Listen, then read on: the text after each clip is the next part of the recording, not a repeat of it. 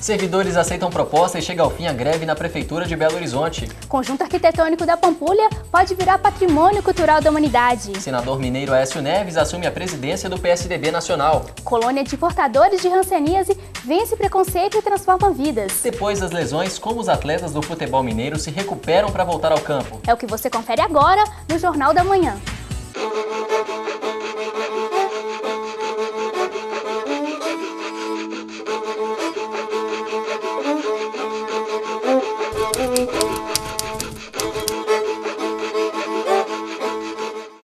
Bom dia. Os servidores municipais de Belo Horizonte aceitaram no fim da tarde de ontem a proposta da Prefeitura e deram fim à greve de 22 dias. Segundo o sindicato que representa a categoria, a Prefeitura ofereceu reajuste de 6,2% ainda para este ano. O Vale-Refeição também subiu de R$ 15 para R$ 17.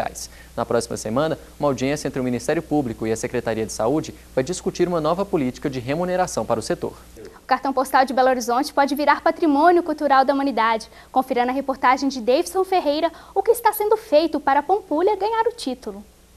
17 anos depois de iniciado, o projeto de levar o conjunto arquitetônico da Pampulha a concorrer ao título de Patrimônio Cultural da Humanidade começa a sair do papel. Para isso, estão sendo reformados o Museu de Arte, a Igrejinha de São Francisco de Assis e a Casa do Baile. Os jardins planejados pelo paisagista Burle Marx também passam por revitalizações. Luciana Feres coordena a comissão executiva responsável pelos trabalhos na Pampulha. Segundo ela, a escolha pelo cartão postal de BH para concorrer ao título levou em conta a arquitetura diferenciada do lugar. A Pampulha é vista por todos os estudiosos, historiadores da arquitetura e do urbanismo no mundo como o berço da arquitetura moderna no Brasil. E esse uso da curva, a arquitetura orgânica de Niemeyer, que encontra aqui, de certa forma, o berço da arquitetura regional moderna. No Museu de Arte estão programadas a pintura interna e externa, além de melhorias na estrutura física. Na igrejinha serão reparadas infiltrações e feitas restaurações internas. No entorno da estrutura, projetada pelo arquiteto Oscar Niemeyer, um novo projeto vai facilitar a acessibilidade. Já na Casa do Baile, estão previstas a limpeza dos mármores, a recuperação das esquadrias de metal da fachada, a impermeabilização da cobertura e também a pintura interna e externa. Na opinião de quem sempre passa pela orla da Pampulha, as obras vão melhorar a imagem da cidade para os moradores e também para os turistas. A poluição da lagoa é premente, não é? Inclusive há momentos aqui em que é insuportável ficar, mau cheiro, tudo, né? Então acho que isso é fundamental. Algumas coisas a gente vê que estão começando a ser trabalhadas, mas é preciso maior agilidade, não é? Tem muito para fazer, os passeios, a sinalização, acho que tudo isso está merecendo muito cuidado, não é? Mas outro obstáculo ainda separa o complexo arquitetônico da Pampulha do título de Patrimônio Cultural da Humanidade. Segundo dados do Instituto Mineiro das Águas, a contaminação da lagoa nunca atingiu índices tão ruins. O laudo mais recente divulgado pelo órgão aponta que a água contém tóxicos como amônia, arsênio, bário e cádmio, compostos que fazem mal à saúde do homem e envenenam animais e plantas. A soma dos conceitos ruim e muito ruim do índice de qualidade da água chega a cerca de 85% das amostras analisadas. É triste, é deprimente, é simplesmente horrível ter que, do cartão postal de Belo Horizonte, o principal, está nesse estado, né? É a limpeza, é a conservação, principalmente da lagoa, ela está muito suja no entorno dela. Tem lugar aqui que os odores são insuportáveis. De acordo com a Copasa, as intervenções para despoluição devem ser concluídas até dezembro. A expectativa é tratar 95% do esgoto que hoje é despejado na lagoa. Com as mudanças, o conjunto arquitetônico da Pampulha deve virar Patrimônio Cultural da Humanidade até 2016. Essa valorização internacional, ela é interessante também do ponto de vista da preservação do patrimônio, uma vez que nós teremos mais um olhar.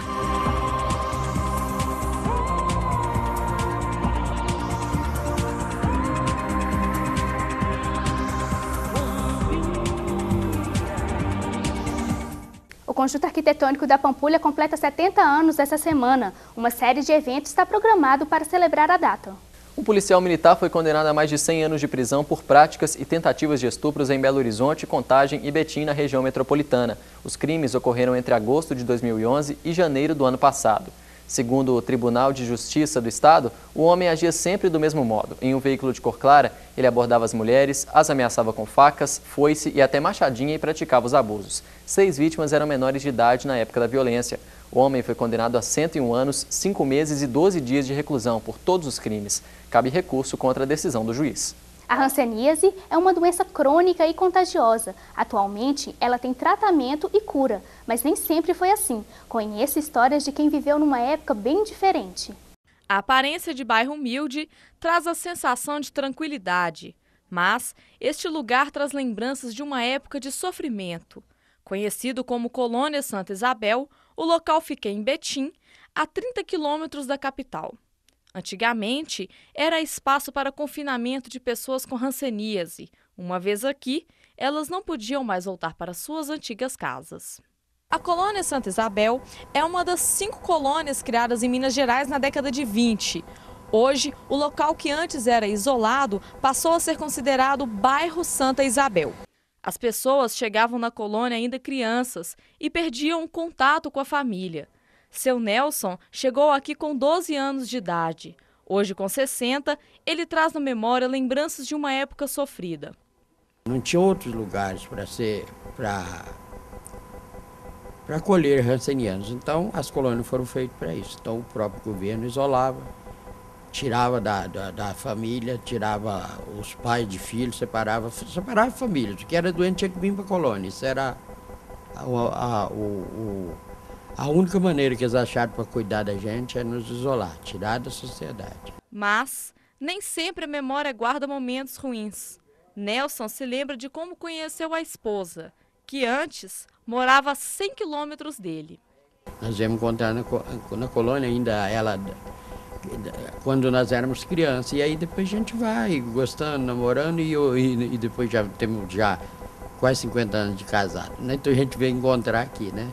Quer dizer, isso é o lado bom da história. As lembranças estão nas ruas, nas praças, em cada prédio antigo. Ao chegarem aqui, os homens com casos mais graves de hanseníase eram levados para a enfermaria e passavam por cuidados paliativos. Hoje, o local está em ruínas e é tombado pelo Estado. Este era um local de despedida. Com o estado avançado da doença, poucas pessoas sobreviviam.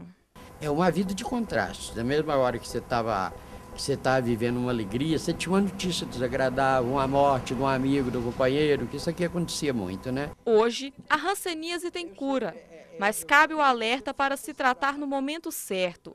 É o que lembra Maria Joventina, que também mora no bairro. A gente acha que é muito importante as pessoas procurarem o posto médico logo que surgiu uma mancha na pele, né? Assim, meio avermelhado, principalmente se ela for indolor, né? Se for uma mancha que não tem ou tem pouca sensibilidade, né? Deve procurar um médico para saber o que é, porque a hanseníase, quando ela é descoberta nesse estágio, é muito rápido a cura, né? E a pessoa não fica mesmo com sequela nenhuma quando ele detecta a doença, assim, mas tudo no início é mais fácil, né? E a hanseníase não é diferente. De acordo com a Secretaria Estadual de Saúde de Minas, em 2012 foram contabilizados cerca de 1.500 casos da doença. É hora de saber como fica o tempo na capital nesta sexta-feira, aqui no estúdio, Alice Ribeiro. Bom dia, Alice. Como fica o tempo hoje? Bom dia, Davidson. Quem espera pelo frio pode preparar o cobertor. O tempo vai mudar em boa parte de Minas nesse final de semana. As imagens de satélite mostram que uma frente fria avança em direção ao estado e deve chover hoje na maioria das regiões. No norte, céu entre nuvens com máxima de 19 graus. No leste, a mínima deve ser de 16 graus. No sul de Minas, deve gear na madrugada de sábado para domingo. Em Monte Verde, a temperatura não passa dos 12 graus. Na capital, também faz frio, mínima de 12 e máxima de 19 graus no domingo. Amanhã, a temperatura sobe um pouco, o tempo abre e o sol aparece durante todo o dia. Érica, Davidson. Obrigada, Alice. E no próximo bloco você vai ver que objetos do cotidiano podem virar obras de arte. E as histórias de um edifício que simboliza a cultura boêmia da capital mineira.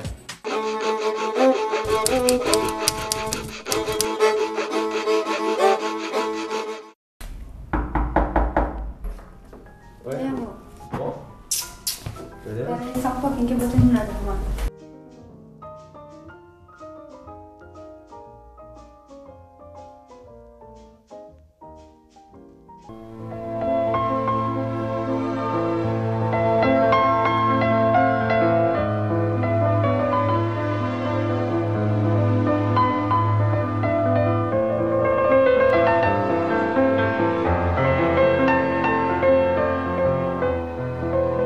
Vamos?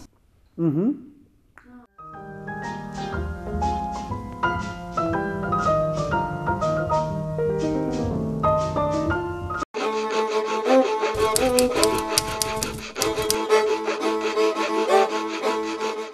Estamos de volta e agora é hora da notícia política com Paulo Vitor Vargas. Bom dia, Paulo.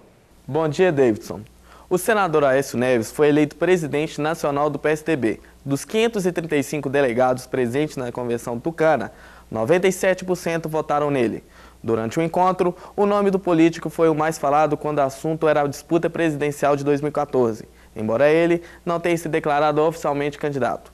Como presidente do PSDB, Aécio Neves deve liderar as ações do partido em épocas de eleição, administrar divergências internas e articular alianças regionais e nacionais. Davidson, Érica.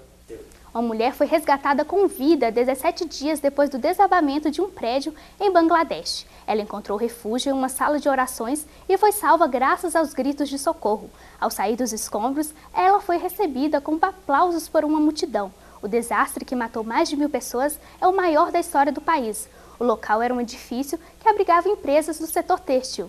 Agora, economia. O dólar vale R$ 2,05 depois de fechar o dia com alta de 0,64%, a maior valorização da moeda norte-americana desde o dia 26 de dezembro do ano passado. No mês de maio, a moeda acumula alta de 2,45%. Em 7 fechamentos consecutivos do mercado financeiro, o dólar só recuou frente ao real na última terça, quando caiu 1 centavo. O comentarista Felipe Augusto Vieira explica por que a era do dólar barato está chegando ao fim. Bom dia, Felipe. O Comitê de Política Econômica dos Estados Unidos está projetando uma redução na injeção de dinheiro na economia de lá.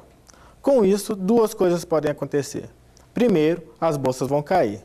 E segundo, o dólar deve se valorizar em relação às demais moedas do mundo, já que o volume da moeda em circulação será menor. No Brasil, o dólar tem se valorizado em relação ao real, indo contra a tendência de queda da inflação apurada entre abril e maio. Como é a moeda do comércio internacional, o preço das commodities pode subir, gerando pressão inflacionária. Há ainda um agravante, já que há um déficit de transações correntes no Brasil. O país tem importado mais que exportado, desequilibrando a balança comercial e fazendo com que perca competitividade. Com isso, o crescimento do país pode ser menor que o esperado.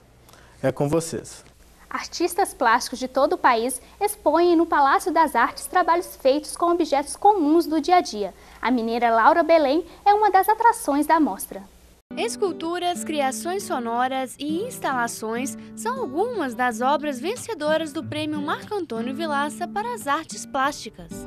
A iniciativa busca apoiar artistas com trajetórias ainda não consolidadas, promover a difusão da arte e democratizar o acesso à produção contemporânea. Os materiais são recombinados de uma outra forma, para se criar a obra de arte em si, que tem todo um conceito ali envolvido. Não é simplesmente trazer um material do cotidiano para dentro da galeria, tem uma elaboração em cima desse material, uma combinação para se criar um novo significado, uma nova experiência. A exposição itinerante já passou por 7 cidades brasileiras. As obras chegam pela primeira vez em Belo Horizonte, apresentando diferenças estéticas e despertando sensações diversas. Nesse trabalho do Nascer ao Pôr do Sol, ele é um desdobramento de um trabalho que eu fiz no Rio de Janeiro, para esse prêmio também, que eu chamei de Sob o Céu. E lá era uma sala com pé direito de 4,5 metros de altura, com pipas na tonalidade de azul e roxo por cima dessas telhas. E aqui a sensação é que eu queria trabalhar uma sensação de aterramento, de terra. Se lá no Rio eu trabalhei uma sensação de elevação, aqui eu queria que o trabalho ele puxasse um pouco para a terra. Madeiras de embarcações, jogos de dama e até mesmo tábuas de carne são objetos que aqui se aproximam da arte contemporânea. Ao todo, são 22 obras entre esculturas, instalações e criações sonoras que podem ser contempladas pelo público. A mostra, que já está na 4ª edição, exibe objetos comuns do cotidiano. As técnicas, meios e linguagens relembram o movimento ready-made, criado pelo artista plástico Marcel Duchamp no início do século XX. A gente pode atribuir a ele uma certa paternidade dessa arte contemporânea, porque ele foi uma fonte muito importante que os artistas contemporâneos beberam, não é? Então, essa exposição agora, que está no Palácio das Artes, ela tem esse mesmo princípio. Ela pega objetos do uso comum, industrializados, e vão criar uma ressignificação para esses objetos dentro de uma galeria de arte, fazendo uma interação com o público. A exposição traz elementos capazes de desmistificar a produção artística e o espectador pode refletir sobre as formas e mensagens que são sugeridas a ele. O edifício Maleta faz parte da história de Belo Horizonte e hoje é considerado patrimônio cultural da cidade. Localizado entre a Avenida Augusto de Lima e a Rua da Bahia, o Maleta é referência para os boêmios, intelectuais e estudantes da capital. Início de noite em Belo Horizonte e a movimentação no edifício Maleta é intensa. Construído em 1957, no lugar onde funcionava o grande hotel da cidade, o edifício passou por algumas mudanças culturais. Dona Circeia trabalha em um dos bares mais antigos e conhece de perto a história do Maleta. Quem frequentava o Maleta na época eram estudantes, na cantina principalmente, estudantes de jornalismo, estudantes de direito, políticos, né? Como até hoje. No Maleta, a frequência eram de prostitutas, rolava muita droga, então por isso que a gente não frequentava. Hoje, eu posso dizer que não mudou muito. Existem as mesmas frequências, só que as pessoas olham de forma diferente. Hoje a gente respeita mais. A primeira escada rolante de Belo Horizonte foi feita aqui no edifício Maleta, mas há 27 anos ela não funciona. A estrutura do edifício é a mesma, mas o local continua atraindo novos espaços culturais. Desenhos nas paredes e um balcão extenso que une o público aos variados drinks ofertados no Dub, o bar mais novo do Maleta. O proprietário do estabelecimento trouxe ideias de fora do país que se adequaram à tradicional vida noturna do centro da capital. Maleta, eu acho que tem essa identidade de ter sido, inclusive, frequentado por uma galera super diferente, desde a década de 60 e tudo, né, com a militância de esquerda. Então ele tem uma história, é um prédio que já faz parte do cotidiano. Presença assídua nos bares de Belo Horizonte, Roberto Teixeira ressalta o interesse cultural dos frequentadores do edifício mais boêmio da cidade. Eu acho que eles descobriram o potencial que tem no centro da cidade, aqui no Maleta principalmente, né? E aqui sempre foi um ponto de encontro de cultura e que tem esse potencial. O Maleta ele me traz uma certa aconchegância em relação a todos os locais. Ele é bacana porque, afinal, anteriormente ele tinha algumas histórias que me deixavam um pouco com receio de vir, mas atualmente eu tenho tido outras experiências aqui e tem sido muito bacana. E até mesmo quem não é mineiro também se identifica com a tradição do lugar. Novato, né, por aqui pela cidade, eu sou alagoano de Maceió. Estou morando aqui faz pouco tempo, foi o primeiro bar que eu conheci, né, o Maleta, prédio geral, mas eu achei bem versátil, onde você fica super à vontade, você pode conhecer novas pessoas, difícil de encontrar em outros lugares, eu achei muito legal aqui. É isso. Um argentino de hábitos mineiros montou um bar que traz o nome do primeiro síndico do prédio. Nas paredes do Arcângelo, imagens indicam que o boteco pertence a artistas. Bisneto do Arcângelo Maleta. O Arcângelo Maleta era o dono do grande hotel, né? Por isso chama Maleta, né? O edifício era deles. Mas a relevância do edifício, do local, assim, é implícita para Belo Horizonte. Desde antes do Maleta já era importante. Muita coisa aconteceu aqui e continua acontecendo, né? Sempre foi um reduto assim, de galera que pensava e fazia acontecer. Continua sendo, sempre foi. Agora que o pessoal está olhando um pouquinho mais para cá, sabe? que os jornais, as revistas vêm para cá, o pessoal ganha prêmios, já ganhamos prêmios, os estudantes de jornalismo vêm para cá, então, mas sempre teve.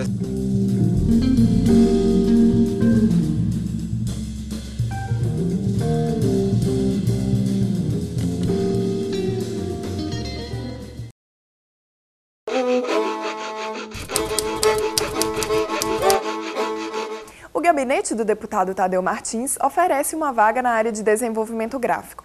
Podem participar da seleção alunos entre o 3º e o 8º período de jornalismo. O estágio é de 20 horas semanais no período da tarde, com bolsa de R$ 658, alimentação e auxílio transporte. Os interessados devem enviar currículo para o e-mail vagas@gabinetetadeu.com.br. Para os estudantes de psicologia, a empresa Executive Search oferece uma vaga na área de recursos humanos. A carga horária é de 30 horas semanais e a bolsa de R$ 800. Os currículos devem ser enviados para o e-mail rh@executivesearch.com.br com o título Estágio Psicologia. Depois do intervalo, você vai saber como os jogadores de futebol superam as constantes lesões. E também as dicas culturais para o fim de semana, em instantes.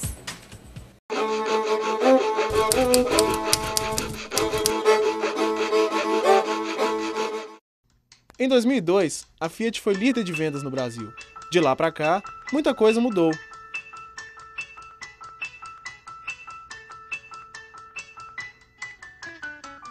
Passa tempo, tic-tac, tic-tac, passa a hora, chega logo, tic-tac, tic-tac, vai-te embora. Passa tempo bem depressa, não atrasa, não demora. E já estou muito cansado, já perdi toda a alegria. Só o que não mudou foi a paixão pelo que fazemos. Fiat, líder de vendas no Brasil por mais de uma década.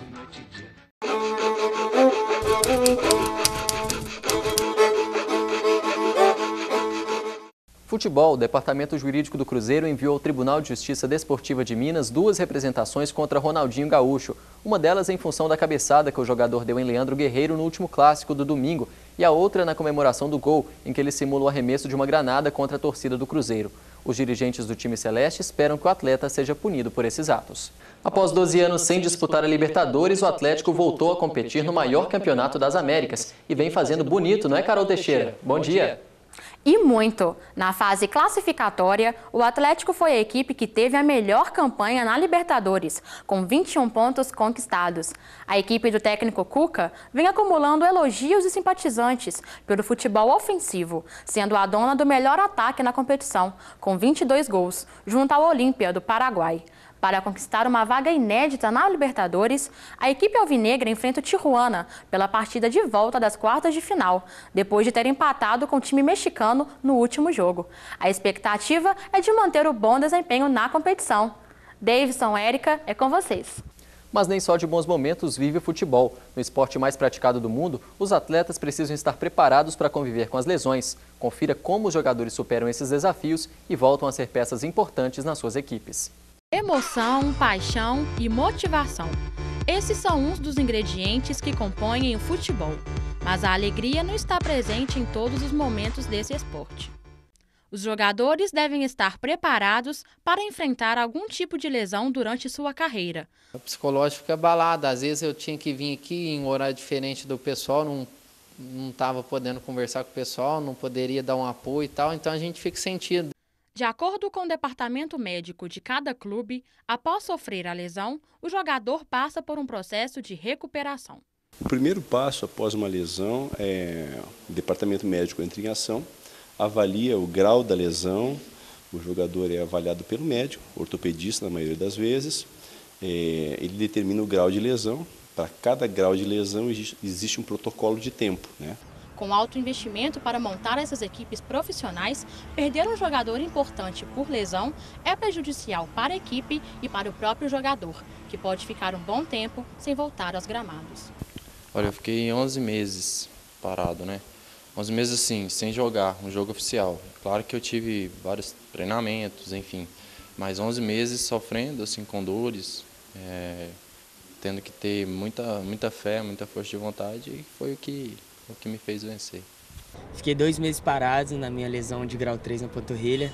Foi a lesão mais complicada que eu tive até hoje, uma lesão que teve um tratamento especial, por ter sido de grau 3, rompi mais de 80% do meu músculo.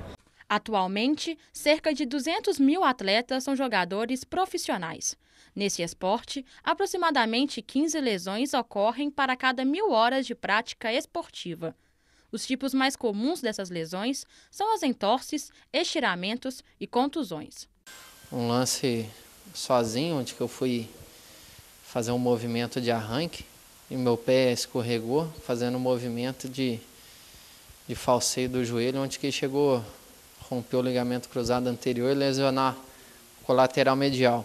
Para que o departamento médico não fique cheio, a comissão médica dos clubes investe em recursos para prevenir essas lesões. Nós vamos fazer uma avaliação na pré-temporada, né? A dinamometria isocinética, a nossa avaliação fisioterapêutica, a avaliação médica, a avaliação fisiológica, nutricional de todos os membros, né, de cada departamento, e partindo desse princípio nós vamos avaliar qual a necessidade desse atleta no que diz respeito à parte de prevenção, e aí nós vamos traçar uma programação preventiva. O equipamento mais importante que nós temos é uma equipe coesa, uma equipe unida, multidisciplinar e que trabalha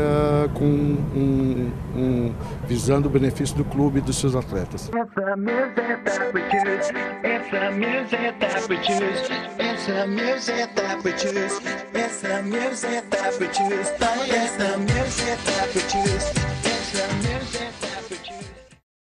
É hora de ficar por dentro da programação cultural do fim de semana com Carol Almeida. Bom dia, Carol! E o fim de semana, como vai estar?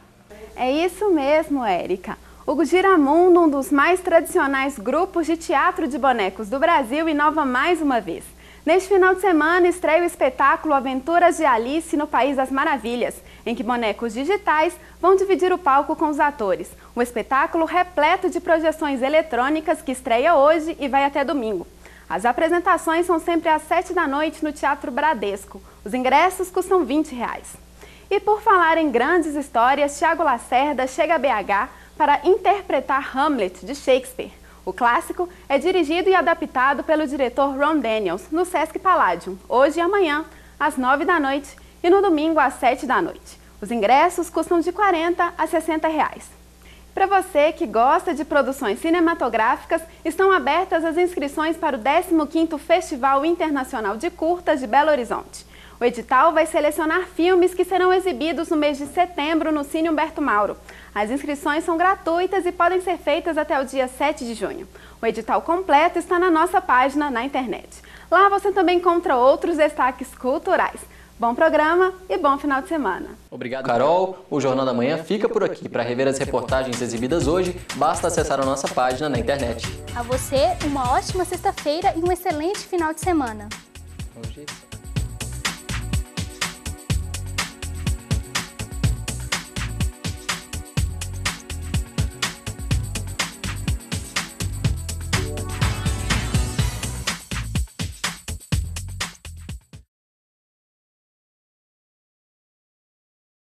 Uma cobertura assim mais abrangente, né? Que seja Entendi. além da data em que o jornal vai ao ar. Por exemplo, aí a gente pode